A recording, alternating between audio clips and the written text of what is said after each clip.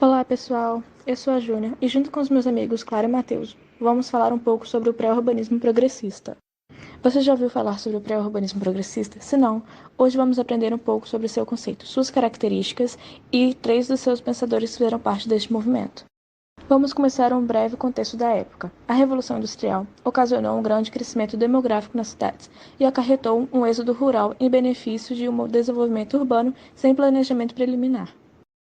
Os panoramas das cidades medievais ou barrocas vão ser rompidas por uma nova ordem. Dessa forma, Haussmann, prefeito antigo do departamento do Sena, no desejo de adaptar Paris, faz uma obra realista.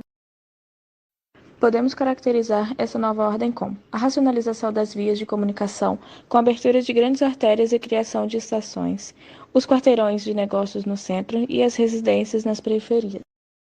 Nesse período, a cidade ganha novos aspectos, dando espaço para grandes lojas e hotéis. A suburbanização ganha espaço, a indústria se instala nos arredores e as classes médias operárias deixam de ser um grupo espacial bem delimitado. Os sentimentos humanitários, principalmente de médicos e higienistas, denunciam o estado de deterioração física e moral em que vive o proletariado urbano, com habitações insalubres, distantes do trabalho, sem espaços verdes nas áreas mais populares e com lixões abarrotados. Dessa forma, alguns pensadores criaram modelos de cidades que pudessem abrigar a todos de maneira saudável, com a comum ideia de bem-estar e compartilhavam as críticas quanto à alienação da sociedade e à solução dos problemas, utilizando a relação dos homens entre si e com o meio.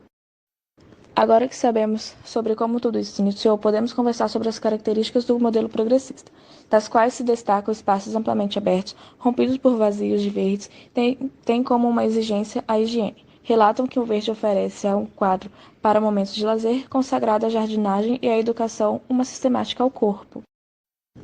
O espaço urbano é traçado conforme uma análise das funções humanas. Classificam e localizam separadamente as diversas formas de trabalho como industrial, liberal e agrícola. A lógica e a beleza devem coincidir. Ela recusa qualquer herança artística do passado, para submeter-se exclusividade às leis de uma geometria natural, eliminando a possibilidade de variantes ou adaptações a partir do mesmo modelo. Podemos ver que, ao contrário da cidade tradicional, a cidade progressista não constitui mais uma solução densa e maciça.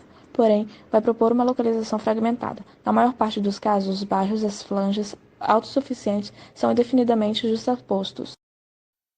Com as características do modelo progressista compreendidas, vamos agora aprender sobre os três principais pensadores e ideias que participaram desse modelo. O nosso primeiro pensador vai ser Charles Fourier. Ele foi um grande crítico das atividades da vida moderna de sua geração. Segundo ele, acreditava numa sociedade ideal, partindo da crença que o ser humano é bom, que o problema residia na sociedade existente, que impedia o desenvolvimento livre das paixões do ser humano.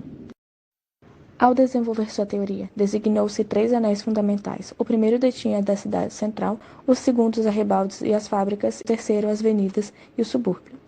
Havia de conter espaços vazios duplos nas regiões de anéis secundários e triplos nos terciários. As casas deviam ser isoladas, formando fachadas regulares em todos os lados, contendo ornamentos nos elementos divisórios de terrenos.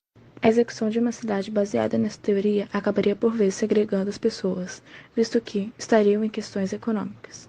Assim, a fim de tornar acessível os espaços, foi proposto um modelo que agrupava residências no mesmo prédio, mantendo sempre o princípio da salubridade e estética.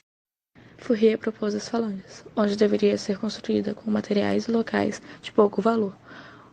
O centro deveria abrigar espaços mais tranquilos, como refeitórios, o conselho, biblioteca, templo, telégrafo, etc., enquanto a outra ala detinha das atividades ruidosas. Assim, a terceira ala abrigava atividades de hospedaria, como quartos e salas de banho. O falanstério contraria com salas para relações públicas, caleiros, lojas aéreas e jardins de inverno.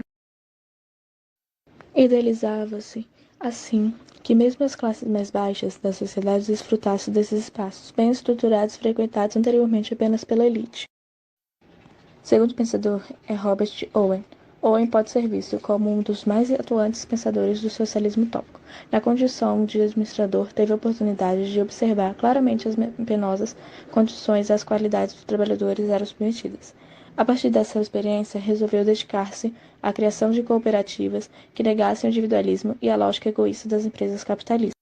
Seu esforço recaiu essencialmente na redução das horas trabalhadas, no melhoramento do habitat e na prática obrigatória da escolaridade. Seguindo métodos modernos, Owen acreditava que a educação é necessária ao homem, que quer dominar a máquina e explorar as possibilidades da Revolução Industrial. Na Escócia, após assumir o controle de uma empresa produtora de algodão, estabeleceu um regime de trabalho de 10 horas e oferecimento de introdução escolar a seus empregados.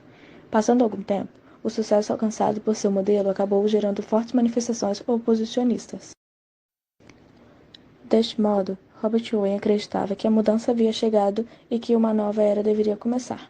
As grandes invenções modernas, os melhoramentos progressivos e progresso contínuo da ciência e das artes técnicas e mecânicas estão destinados a serem usados para fazerem todos os trabalhos de melhorias nos locais. No plano quadriculado, onde Robert desenhou, distingue-se um conjunto de quadrados formado por prédios. Cada quadrado pode receber de 1.200 pessoas e estar de 100 a 1.500 acres de terreno. No interior dos quadrados erguem-se os edifícios públicos, que os dividem em paralelogramos.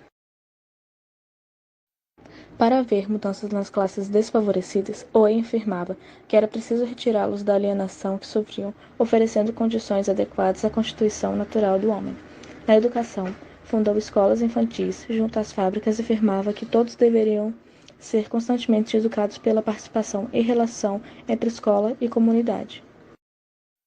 Owen não foi um revolucionário no sentido estrito, mas foi inovador no sentido de tirar do próprio capitalismo forças positivas baseadas na humanização e no respeito às necessidades de todos, especialmente das crianças que seriam o futuro de uma nação.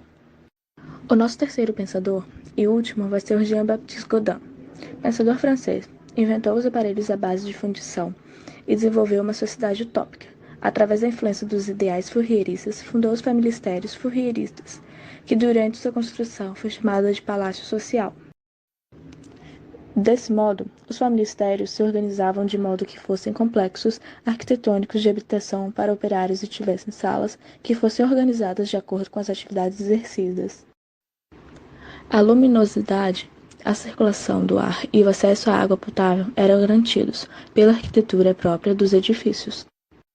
Além disso, a educação e a jardinagem se completavam, de modo que a educação se dividia em 7 classes, e cada um possuía locais e administradores próprios. Para mais, o complemento com a jardinagem acontecia, pois cada semana um grupo de crianças eram divididos para cuidar do jardim, assemelhando o aprendizado e a manutenção do local simultaneamente.